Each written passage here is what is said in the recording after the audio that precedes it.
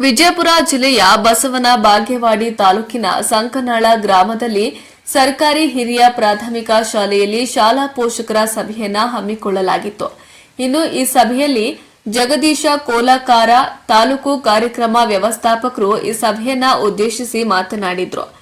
ಇನ್ನು ನಿಂಗನಗೌಡ ಪಾಟೀಲ ಹೂವಿನ ಹಿಪ್ಪರಗಿ, ಶಾಲಾ ಎಸ್ಡಿಎಂಸಿ ಅಧ್ಯಕ್ಷರಾದ ಸವಿತಾ ನಾಗವಾಡ, ಶ್ರೀಮತಿ ಸೌಮ್ಯ ಬೀರಾದಾರ, ಮಂಜುಳಾ ಲಿಂಗಶೆಟ್ಟಿ, ಕಸ್ತೂರಿ ಕಂಬಾರ, ಪೂಜಾ ವಡವಡಗಿ, ಪ್ರವೀಣಾ ಹಂಚಲಿ ಇವರು ವೇದಿಕೆ ಮೇಲೆ ಉಪಸ್ಥಿತರಿದ್ದರು.